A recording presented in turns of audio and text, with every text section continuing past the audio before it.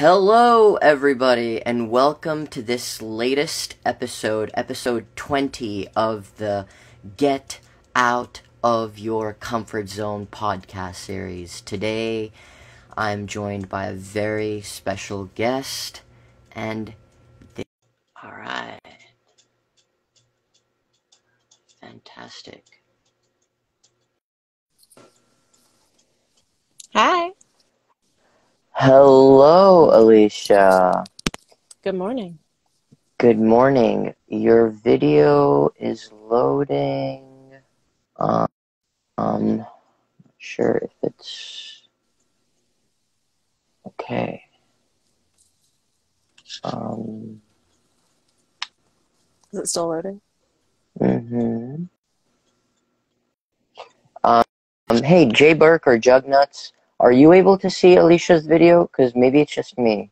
If you could respond in the comment box. Because maybe it's me. In that case. Not sure. Joe, John, Aaron. He said he there can. you go. All right. Fantastic. Hi. Hello and welcome, Alicia. Thank you so much for making the time to be here.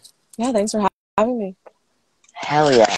So if it's okay with you, I'd love to get started by sharing an intro with our audience before we get into it. How does that sound? Yeah, that's great.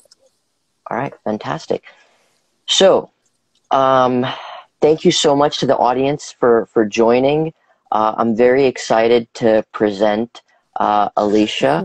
Alicia was born in New Jersey, just outside of Philly.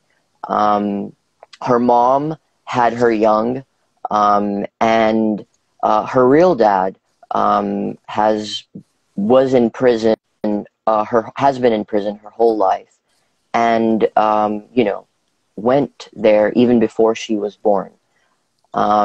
And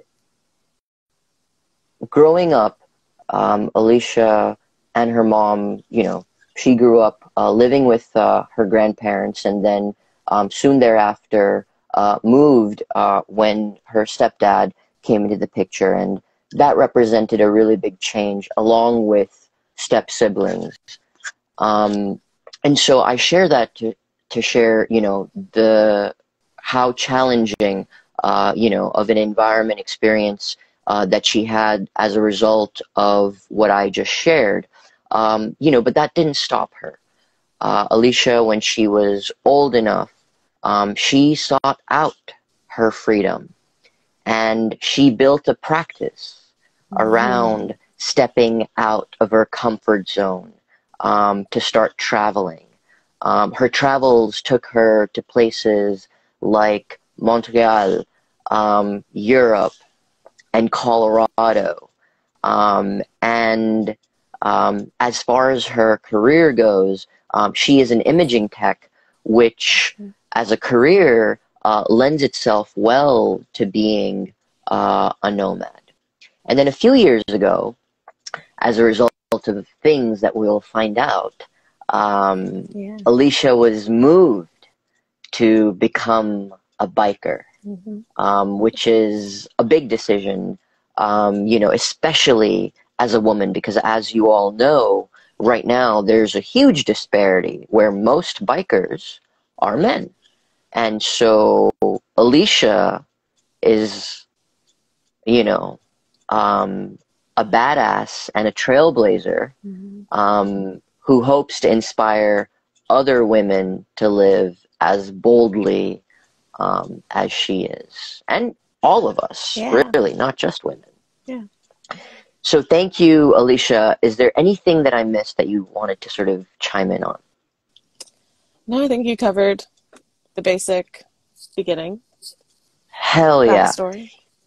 So let's begin by you sharing the story of how we met. All right.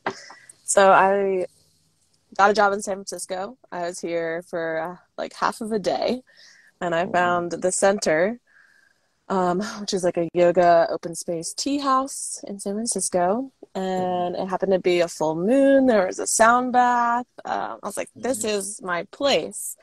I took a break from the sound bath and was waiting in line for the bathroom, and open mic was also going on in the back room where you were. There was no interaction, but I did see you there. I was watching you guys play music. And then when the sound bath was over, I hop on my motorcycle. I'm looking for music, trying to find the right song for the mood. You approached me like, hey, I do this podcast. Get out of your comfort zone. And immediately I was like, yeah, that is something I'm practicing almost daily. And it really resonated with me when you said that. And then the whole woman empowerment and me being on a motorcycle and going that route, I was like, yes, yeah, this all really aligns with me. And then you're like, yeah, let's talk about it sailing. And I was like, yes, yeah, I've been on a sailboat, but I've never like sailed. Yes, I love that. Sailing in Berkeley, yeah. We capsized. It was a great time. It was nothing but laughs and screams and really great. Yeah, you were slash are a really good sport. And I think because, that time of the year, the water is colder and it wasn't as sunny. No. And we capsized, I would say, around like the midpoint, and you were okay, going back out there, So, yeah, that speaks volumes for your resilience and just like not letting something like that, stop you from having a good time. And we had an amazing time, and you did amazing. Like, you're a natural sailor. Thank you. I'm gonna say it all live. So with that, let's talk a little bit about your childhood. Because I think that's a very important aspect of who you are. So in the introduction, we talked about how, for a large part of your then young life, it was just you and your mom. And then there was a big change with your stepdad coming to the picture. So help us understand, how your life changed and sort of the challenges associated with such a big life change, right? From your eyes as a 6-7-year-old kid. Yeah.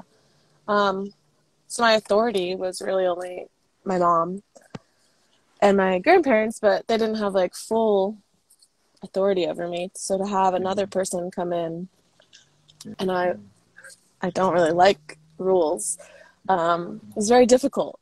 And I didn't really feel understood in a lot of ways, because I'm not like my mom in a lot of ways, where I do like adventure and I do like trying new things. And I'm stimulated in ways of like sports and like getting my energy out that way.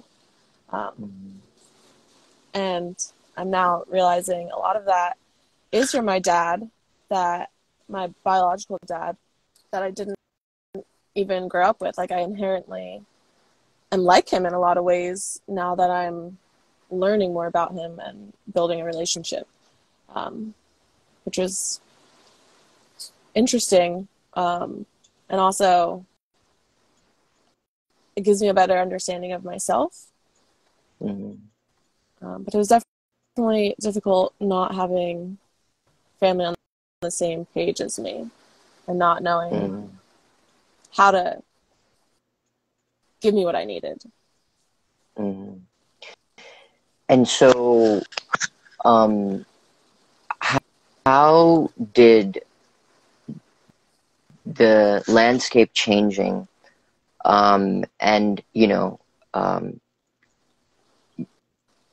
your environment going from your mom being the only authoritative figure, um, to now there being an additional person, um, sort of um, make you feel restricted in ways that maybe perhaps before you felt like you had more agency, ability to communicate. Yeah.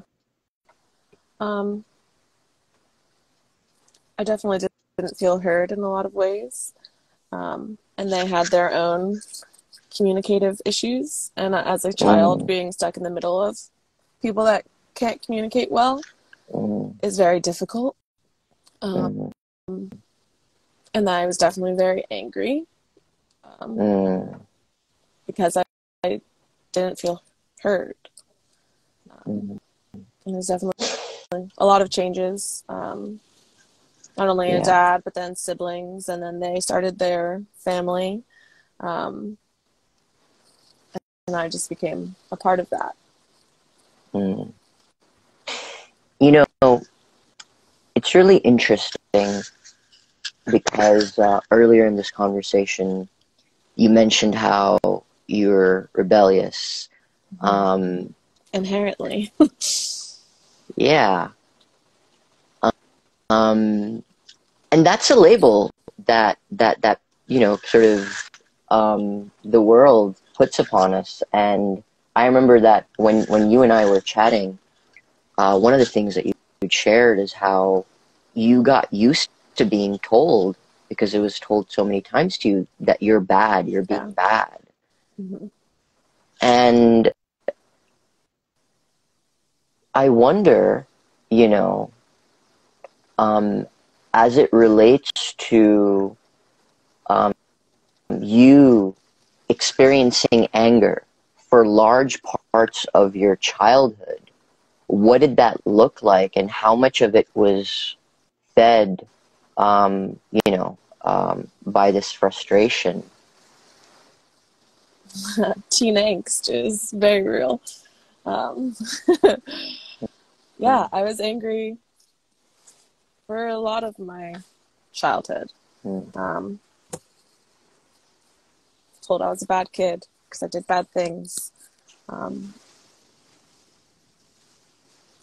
but really just lashing out because I didn't feel seen or heard or understood, um,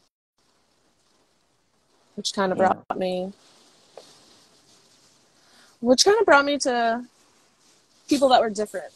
Um, as a result. yeah, I was always like friends with the punks Mm, and other angsty people, artists, adventurers. yeah. Gravitated towards people that did things a little bit differently. Who were in some respects, um, as a result of not being understood, kind of pushed out of the mainstream, but who were living life in a more eccentric, brave, bolder way, right? Yeah, which wasn't really my mom didn't really like that. So you, you mentioned how, in a lot of ways, you and your mom were quite different. And are you able to speak to that a little bit more, especially around, fears, that you all have, especially as two women, right? And the Mm-hmm. mother, daughter. Yeah, so I have little fear. My fear is more social. My mom's fear is the world. So Mhm. she's afraid of flying. She's afraid of being in enclosed spaces. She's afraid that something with the weather is going to happen. Um, Mhm. Anything on the news that has happened, she is afraid is going to happen, or Mhm. is just worried that it will happen. Hyperfixated on it. Mhm. And I am someone that doesn't watch the news. I don't. It's not that I don't know what happens or what could happen, but I don't fixate on it, and it doesn't stop me from Mhm. doing things that I love or want to do. So like me going to Canada by myself was very hard for her. Um, I definitely had to check in and like tell her I was alive. But a lot of her fears, and I would get phone calls of like what was going on in the world, and I did have to make a boundary at one point that I didn't want to hear about the worries. Mm. Yeah, And and thank you she could so feel much. that way, but I didn't want to hear it. Yeah, yeah. And I think this is really valuable because um, you recognized the power that her fear projection has, and as a way of trying to protect yourself, communicating that boundary. But I mean, like, this was when you were an adult, like when you were traveling through Canada, you were already an 19. adult. Yeah. Yeah.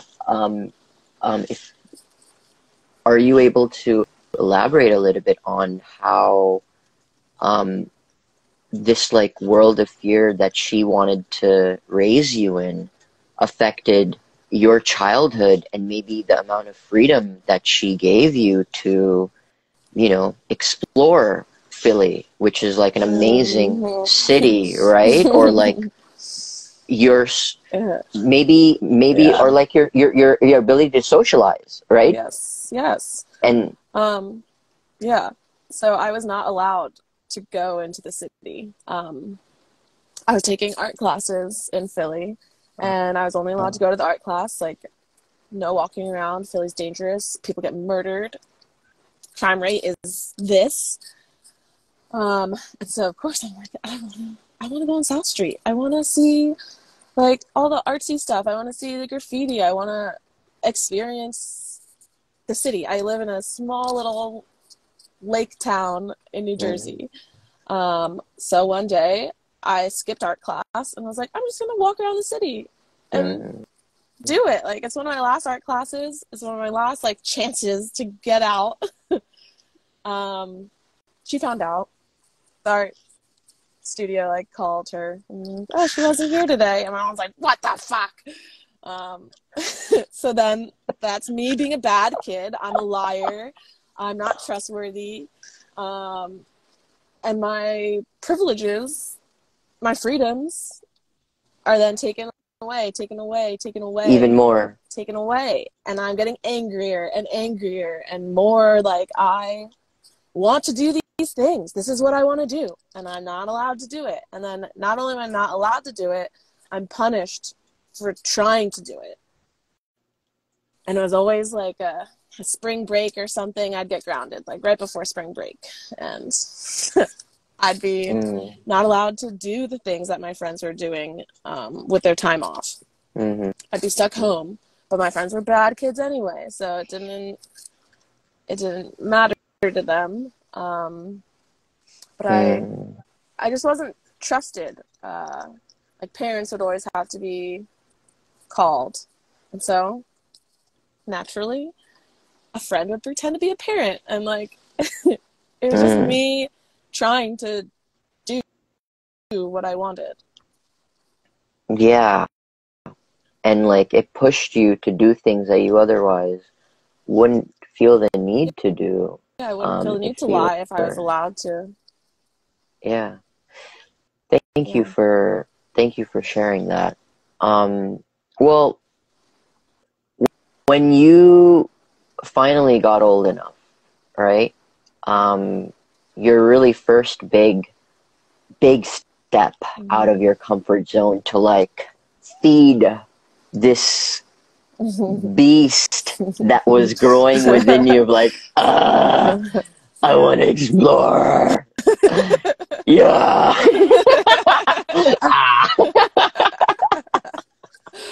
Very much that. Right? Yeah. Right? Was Montreal. Yeah. Why Montreal?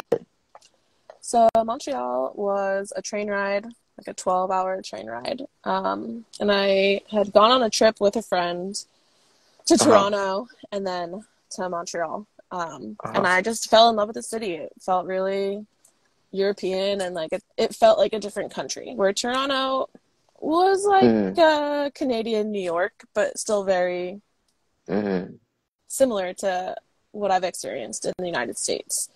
So Mm-hmm. Montreal was like French architecture. People were speaking French. The food was interesting. And I was like, yeah, I love this. I was being social. I was allowed to drink there. Yeah. I was an adult at 19. I was like, yeah, this is like no parents, no rules. I love this. And that's what I fell in love with, was the freedom of, oh, you want to do this? You can. Go ahead. Mm-hmm. You want to explore that? You want to go walk around the church, walk around wherever? Um, there's no one saying that you can't. Mm-hmm. And one of the couple of things that stood out to me when we were chatting about your experience traveling through Montreal is that um, you didn't really have a plan, that you were just like Mm-mm. kind of going with the flow and exploring. So I'd love to hear a little bit more about that and how it allowed you to experience things that, when you're just open to the unknown and what might come up as opposed to, here's my itinerary, blah, blah, blah. And then Mm-hmm. also, it was your first time staying in a hostel. Yeah. And there's still Yeah. to this day quite a lot of like, especially as a woman, like, you're staying in a hostel? Oh my Yeah, and it God. was like when the movie Hostel was relevant, and yeah, so my mom was not. She's like, "You're gonna get murdered in a hostel."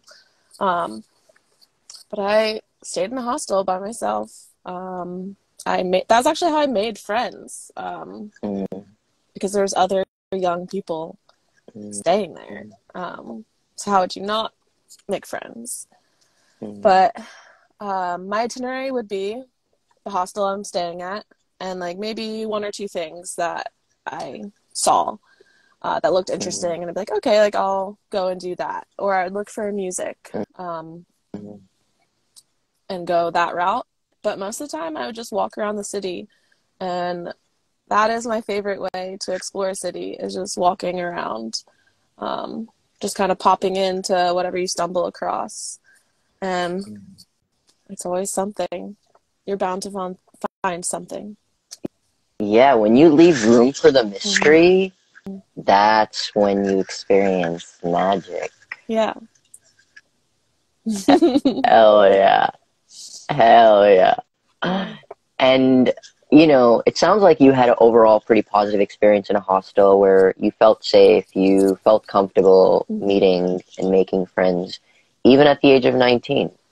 Um, so let's talk about Europe, Mm-hmm. because that's a very juicy story.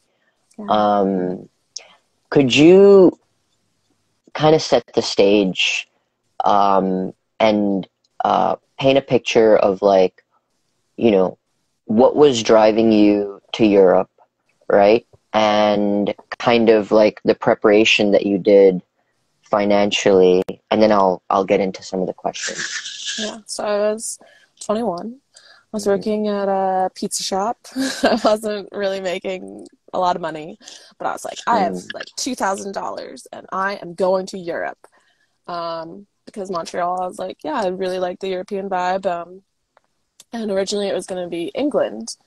Uh, mm. I was going to be on a farm in England, woofing, and I got my plane ticket. I land in Heathrow, and they ask me a million questions that I don't have the answer to. They're like, how long are you here for? Who are you staying with? And I'm like, I'm here for like 2 months. I'm staying with family friends for a little bit. I'm traveling around, and they're like, okay, what's the name of your family friend? Blah blah blah. Like, what's his last name? I haven't met him. He's my neighbor's cousin. I don't know. I don't know. And he's like, well, what's their address? What's their phone number? I'm like, I have their phone number, but they're picking me up. Like, I don't have their address. And so, like, we don't have enough information to let you in. They sit me down, and I'm like getting Wi-Fi, finding out his information, and I'm like, okay, I have it. I have his, I have his last name and everything. And they like take me back rooms of Heathrow.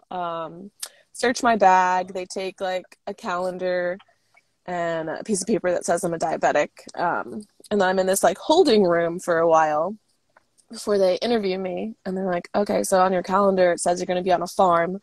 What are you doing on the farm? I was like, farming. And they're like, you need a volunteering visa to do that. We're sending you home. I was like, but it's not volunteering.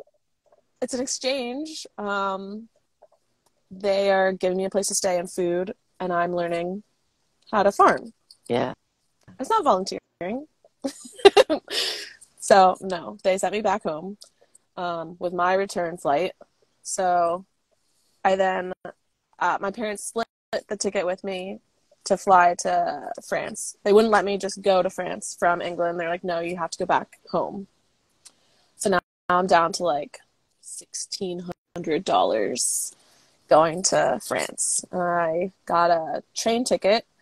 There's 3 countries, 6 stops.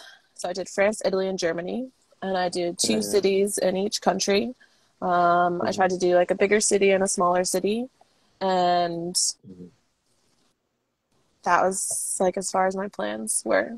And then I was couch surfing. So I found people in each city, or for the most part, I was like, I can still like figure it out on the way. But for the most part, I had somebody already before I was leaving.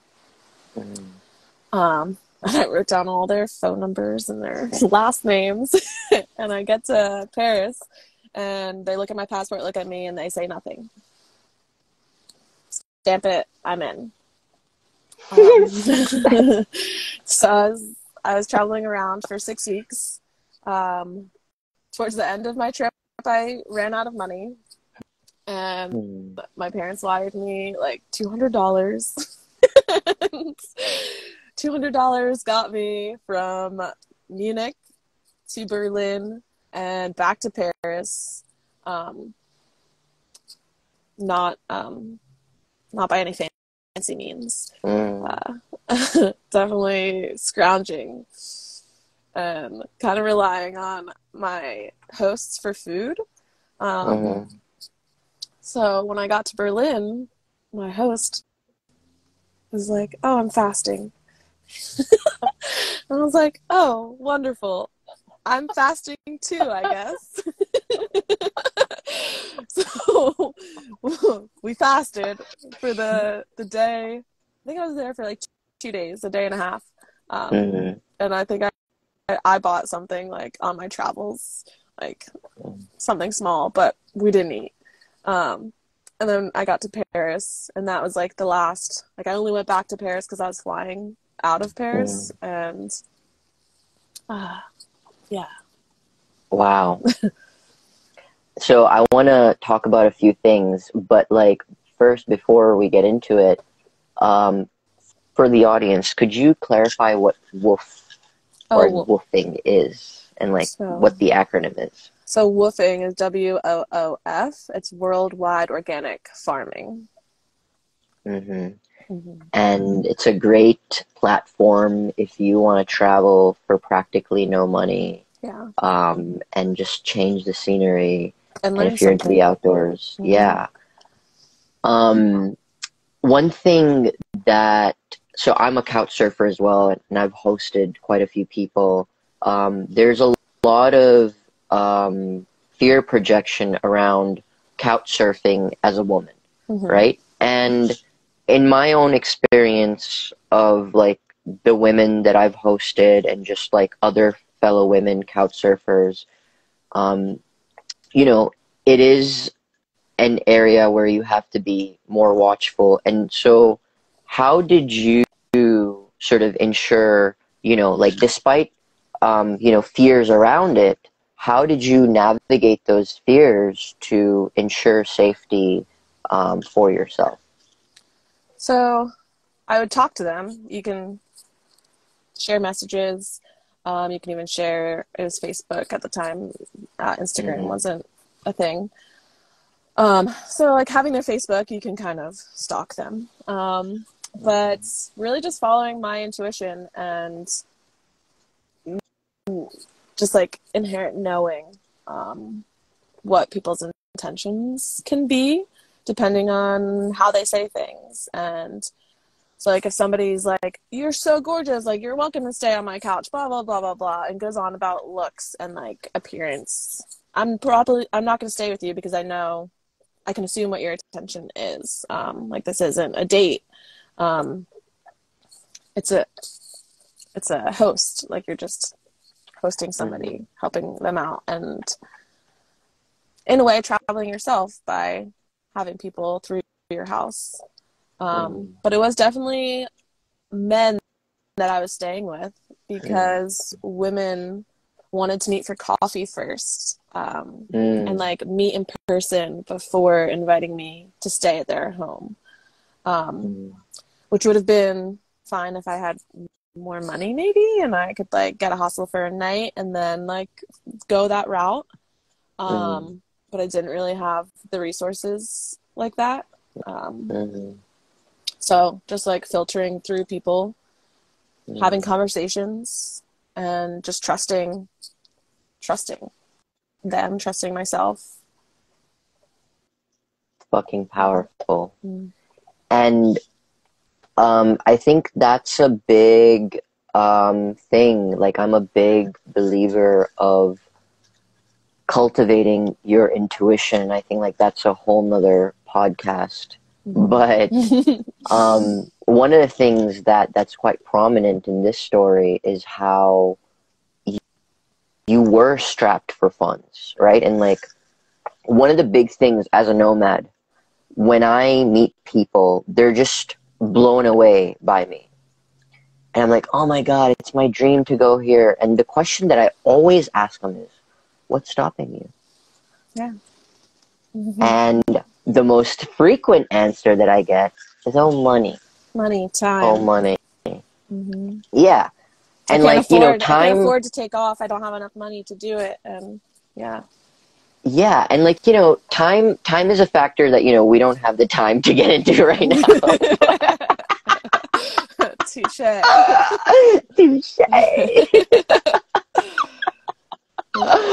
But money is like, like, when you really want to travel, it's to like see new things and like how you're living. Yeah. And it's like, are you traveling for luxury, or are you traveling to like see a different way of living and to explore, to like have a feast of your eyes, of your mouth, of just all of your senses and your spirit, right? And to be out of your comfort zone. Yeah. And this experience that you went on is a perfect example of how you made it work, right? And yeah, there were moments of discomfort when you were just like fasting without.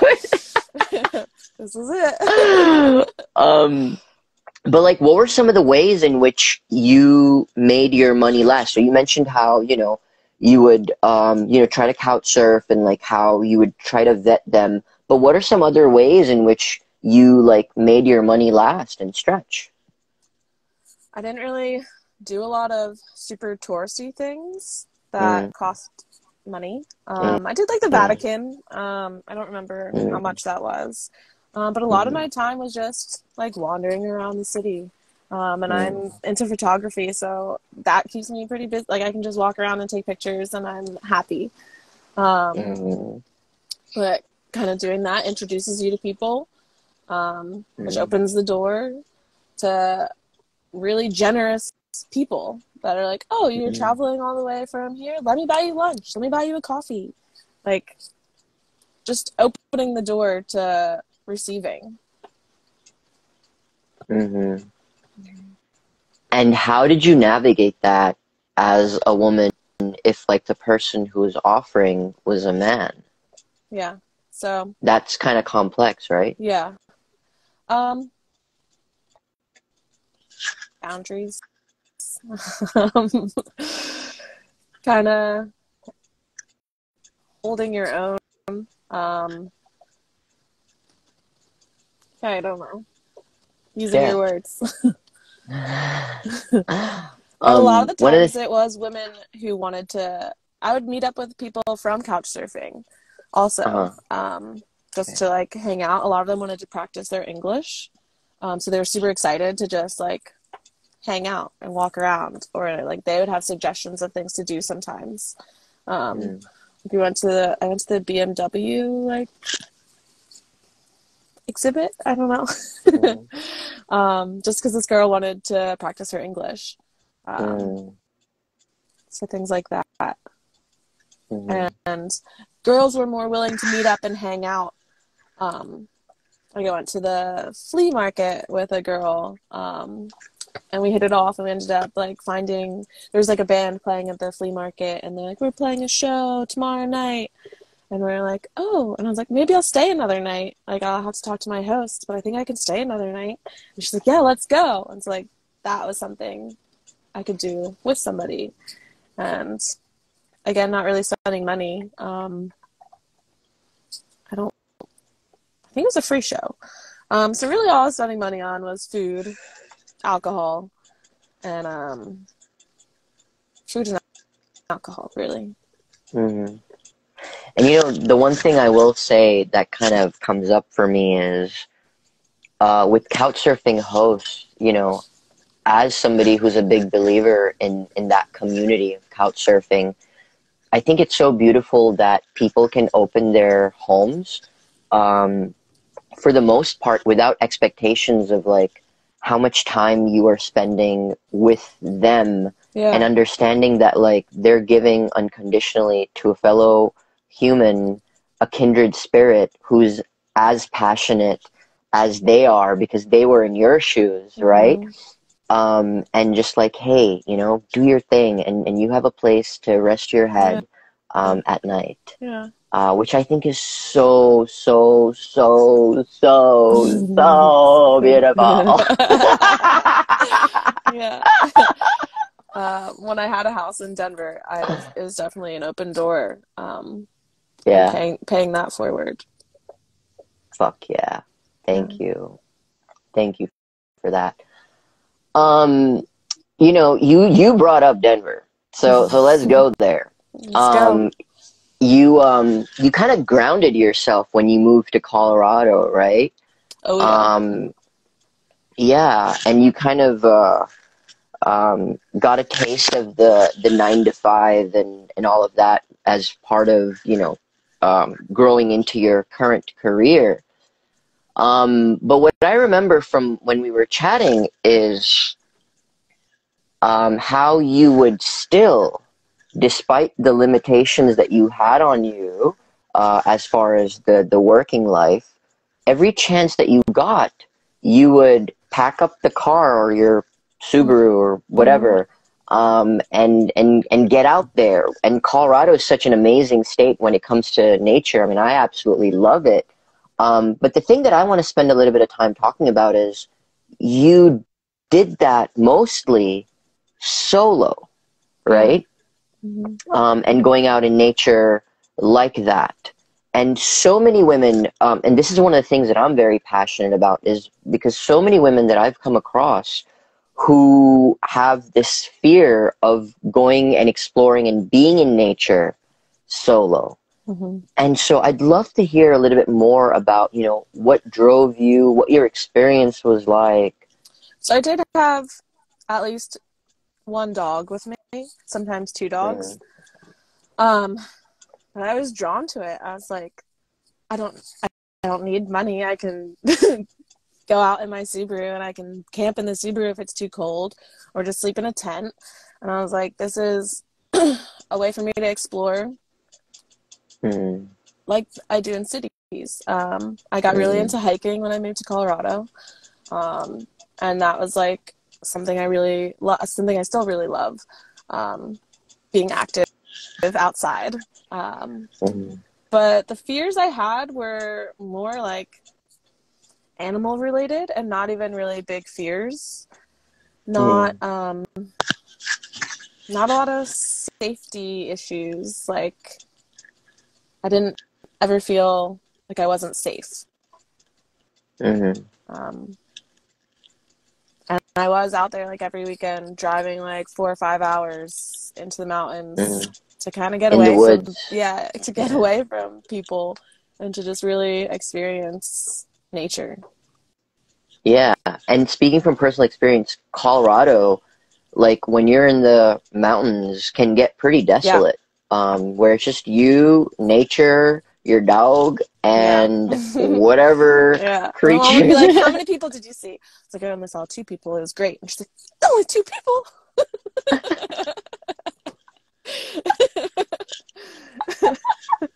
Yeah. And I'm like, the less the better. Thank you. I love it. Um, just earlier when you were talking about sort of the solo exploration, you mentioned how it doesn't take a lot of money. And I think that's a great segue to talking about your current lifestyle as a nomad Mm-hmm. who lives in her van, right? Yeah. Yeah. Mm-hmm. And one of the things that I'd love to hear is with your current career and the money that you make, how has that impacted your finances as a result of, living in a van? And what does that look like for your finances?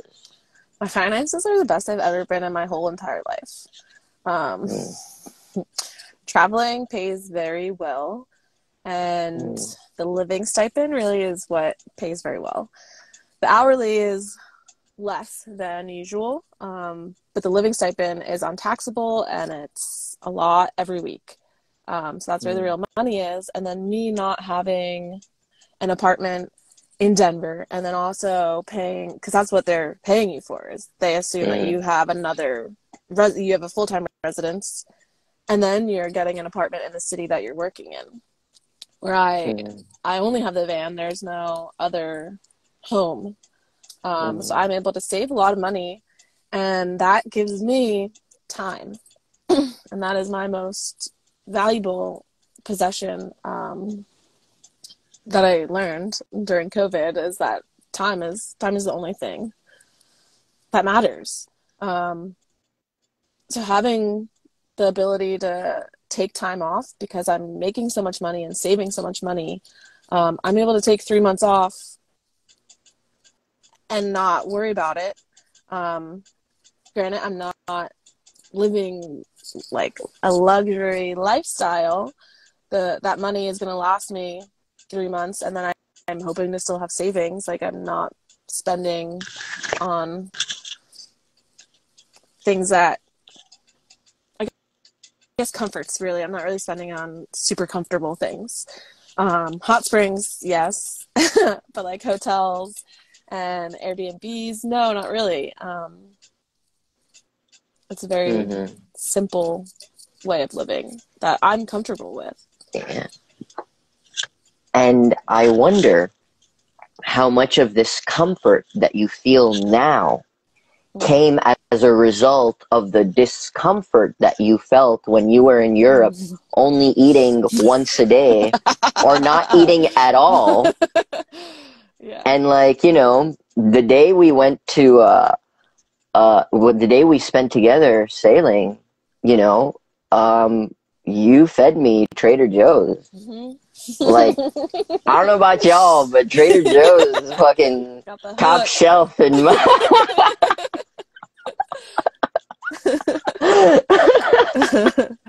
Yeah.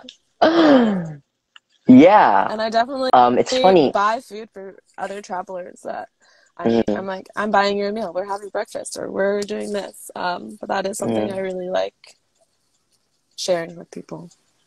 And your lifestyle allows you to be that generous and Yeah. spread love Yeah. in that way, Mm-hmm. right? Where, you know, how you're living feels comfortable because of the practice of stepping out of your comfort zone. Yeah. That's the biggest, most valuable thing. And I'm so grateful to you because it came up in such an organic way because I wasn't even planning on bringing it up. But like building a practice around stepping out of your comfort zone to seek discomfort makes you ultimately become comfortable in that situation Yeah. and Practice. find joy in that situation to where it allows you to then start living that way and creating abundance where there previously wasn't because of the money that you're saving. But then it also feeds your fearlessness, right? Because you're a lot more likely to take a risk if it means, financially it might set you back. So you're like, what's the worst? I'll live in my van, right? It makes you more fearless to take Yeah. risks, which can allow you to have more success in life. Yeah.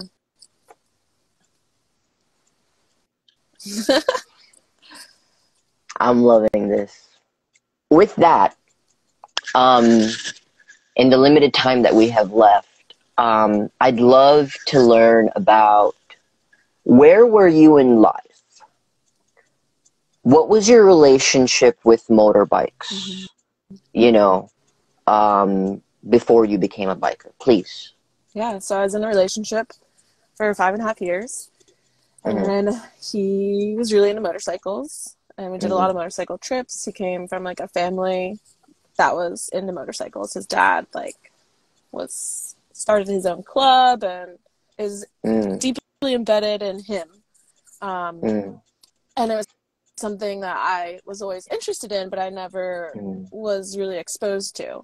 So going on all these trips, I loved it. I was like, this is amazing. Like, we're outside, the wind's in your hair, like we're traveling, and we're like also like super outside and just like super freeing. It was a very freeing experience. And like only having what you have on your back, and like you can't really overpack, and you're very at will of the weather. I just loved every part of it. And I had kind of like thought about getting a bike when we were together, but it didn't really work out. He really wanted to go to Arizona, and he was like, we can find you a bike in Arizona. But I never wanted to go to Arizona. And part of me was scared to get a bike because my driving record was not the greatest. People that know me have seen me drive a car. It's a little sketchy sometimes. So I was definitely like, I could die. I could definitely die on a motorcycle.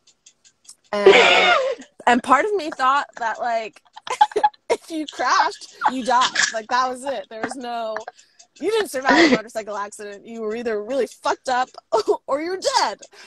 But I was still like, I want to try.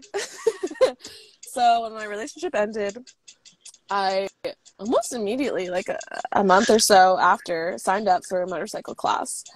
It was a weekend course. You get your license at the end if you pass. So it was like a Friday, Saturday, Sunday. And I had never been on a motorcycle, like me starting it. Like, I was always on the back. So to start this course, it was a little overwhelming. Like, I didn't know how to shift the clutch and everything. It was very new to me. So I took the course, and I was still like, maybe it's not for me. Maybe I like just being a passenger, looking around and not having to worry about dying, because I'm just like all trusting and like, oh yeah, it's fine. It's like in their hands. But the minute I started the bike and we like did our little back and forth in the parking lot, I was like, no, I really love this. This is a great feeling. And so I did the course and I passed. I was one of the only girls to pass the course. The only girl in my class. There was probably half and half of women to men. Only 2 girls that were my age, and the others were like older women. And a lot of them just backed out after day 1 when we started doing like turns and stuff. They're like, no, actually, this isn't for me. And a lot of them had been on motorcycles, like passengers. And they're like, no, like this actually isn't. I don't feel comfortable, which is fine. That's fine.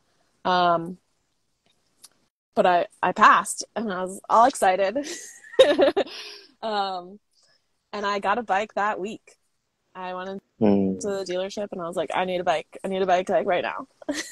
And I got the motorcycle, and I had never been on the road. I had only been in the parking lot. And I called my friend Elise. I was like, Elise, can you meet me at the Harley dealership and like ride home with me? Because I haven't done this. And she's like, yeah. And her partner came and met me and like escorted me home, and like one of them was in front of me and the other one was behind me, and we like got on Colfax, and yeah, it was a whole experience. And I made it home, and I just started riding around, riding to work, taking the bike Mm-hmm. everywhere I could. And this was September, so it was like limited on how much Mm-hmm. good weather I had. But I got really into it, and that fall, like later in the fall, I reached out to, I only knew like two girls that rode, which was Elise and this other girl, Casey. And I reached out to Casey. I was like, hey, like, would you want to go for a ride? Like, I'm looking for people to ride with, like a little bit. I wanted to get out of the Mm-hmm. city a little bit more. And she's like, hey, I'm going to bike night. We're going to ride to Mm-hmm. bike night if you want to come. And this was like a Wednesday night thing in the city. And I was like, okay, yeah, like that'd be cool. And so I met up with her and we rode together. Um, and there was like a handful of women that rode. And one of them reached out to me. Her name was Tara. And she had been in the community a little bit longer than, like she was pretty new to the community as well, but longer than I had been. And then I just started meeting all these girls really through her and through the Denver community that started riding really at the same time. There's like 5 or 6 of us that started riding like Mm-hmm. 2020. And we really bonded, and we're not all still friends, but I still have a core friend group there. Hell yeah. And so what I picked up from that story is that um, if you sort of, if you've never been on a bike, right? Um, get on a bike, because you don't Yeah, know, it you don't might light know. up a fire. It might light up a fire within you. And if you have been on a bike in the passenger seat and you felt this sense of exhilaration, maybe consider and like know from Alicia's Explore it. life, yeah, that not only are there great resources and courses to teach you how to do it right, but as a woman, there are other women out there, you know, they aren't as frequent as men, Mm-hmm. but and they will probably And go out of their way to support you. there's Um, definitely a community of women that ride, and they're mm, great. and they're probably close knit. Yeah. And I'm sure anybody who's listening to this podcast, if they feel inspired, you're the kind of person who would make themselves available to talk to them, whatever. Yeah. Yeah. You know, Alicia, I have to say, I am so in awe of you right now. And I want to share with the audience how fucking amazing this Thank woman you. is, because, you know, you've never done a podcast before. And one thing you should know about Alicia, these are her own words. Alicia told me, I live in silence, okay? Like, Alicia loves her silence. Yeah. And you would not have thought that based on how she carried herself today, how boisterous, how vocal, you know, she is today. You would not have known that, like, she was nervous and that, you know, she is this person who lives in silence. And that's a testament to your courage, your boldness, and your authenticity in just showing up and speaking your truth for a purpose that's greater than you. So Yeah. I salute you Thank for you. that. Thank you. Cheers. Cheers. With that, I want to thank you once again for showing up, making the time, sharing so generously, so deeply Thank you of for yourself. making the space for that.